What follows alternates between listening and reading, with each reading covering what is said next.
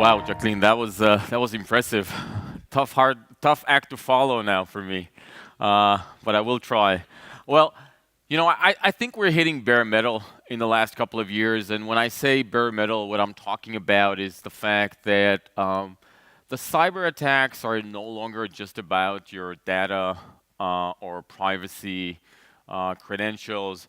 It's actually touching what I would say the foundations of our civilization, the actual infrastructure.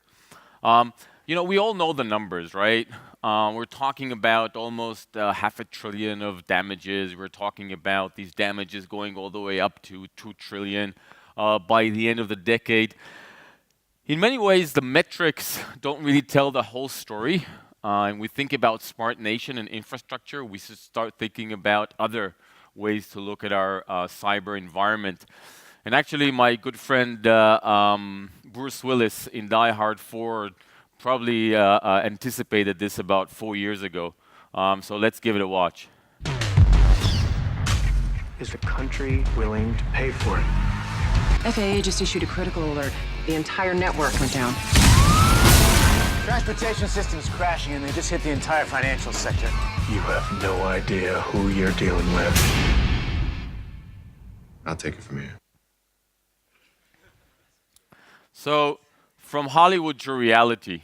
This is the Ukraine. So in December of 2015, and then a year later, in 2016, somebody literally took out the lights in the Ukraine. Now, perhaps you haven't heard about it.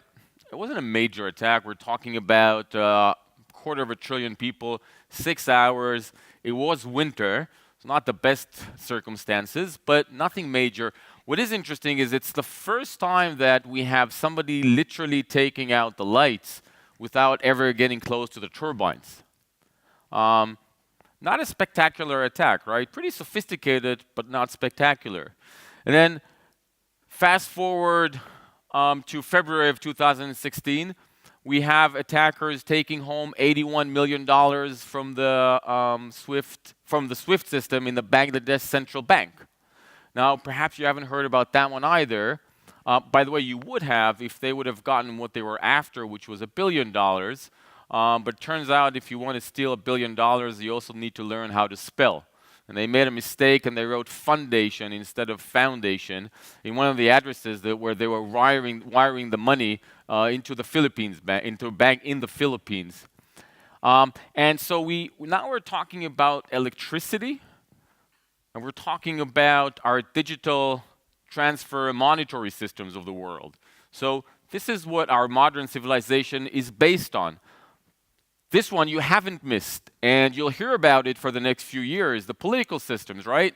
So John Podesta, he's running the campaign for Hillary Clinton, and he gets a mail, and they tell him, you need to rewrite your password for your Gmail account, which he doesn't fall for, right?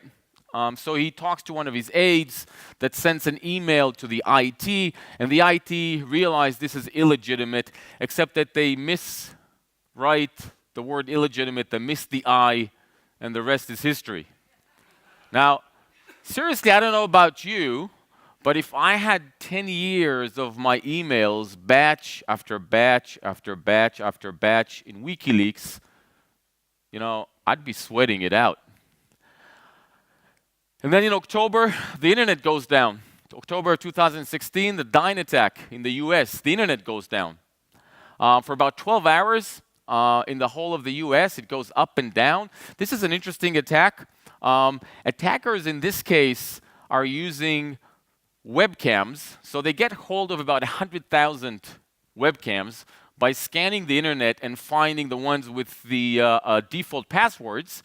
And then they bombard the DNS server of Dyn, taking the internet down. And so each one of these instances by itself is probably not something that we should be too concerned about. But if you zoom out and try to think a bit about this philosophically and try to anticipate where the world will go in the next few years, I think this is alarming. To top all that, what we're seeing right now is nation-state capabilities commoditized, right? I don't know how this happens, but we see hacks into government agencies. We see hacks into private security companies. And then we see the code available on the darknet. And all attackers have to do is just modify it a little bit. And all of a sudden, they have nation-state capabilities at their dispense. And so the question is, what's next? What we saw in the Dyn attack, by the way, is what we call in our research department in Team8 the mix and match approach, right? And so DDoS has been around forever. It's probably as ancient as the internet, denial of service. But matching IoT with DDoS, putting them together, all of a sudden you've got a new phenomena out there. And so again, what's next, right? So is it connected cars? Is it autonomous cars? What if it's not one car in a confined environment like the CIO Academy had in Israel with Bill Chang, but rather, the whole of the Teslas that stop one morning with a ransom attack. And now you combine ransom with autonomous cars, and you've got a new phenomena, or you've got a new way to attack. And so again, the question is, what are we to do about it? And this is what Rethink Cyber is all about. We're trying to provoke this notion, this binary notion that cybersecurity is black or white. You're either under attack or you're not, which pushes us, or pushes the users to have to choose between connectivity and productivity versus security, which is not a good choice. Because connectivity allows us to prosper in almost any way of life that we can think of. It's our health, our transportation, our education. Everything is going to prosper if we can get more hyper-connected, but we need to balance it with security. And this is what it's all about. And this approach of constantly layering ourselves more and more and more, and just becoming impossibly secure, but not very efficient, is probably not the way to go. And being passive is probably also not the way to go. Let's move away from security for just to think about how we can rethink it, right? So we've had cars for almost 130 years, and we've been trying, and 150 years we've had tires, right? And we've been trying to find ways to keep pressurized airs in our tires, but everybody in this room still in the 21st centuries will find themselves somewhere on the curb fixing a flat.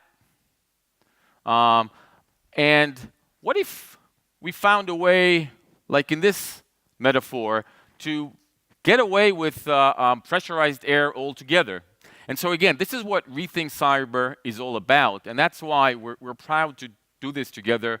And as you're watching the next speakers, try to look for these new ways to think about things. As Ofer will talk to you about proactive, deceptive mechanisms. As Tal will speak to you about how you can rethink the workstation. As Asaf will talk to you about industrial networks. That's where we're trying to go. We're trying to rethink it. We're trying to create a balanced situation. And then finally, don't go before our last speaker, which is Oren Blitzblau, which will blow you away. Thank you very much for being with us.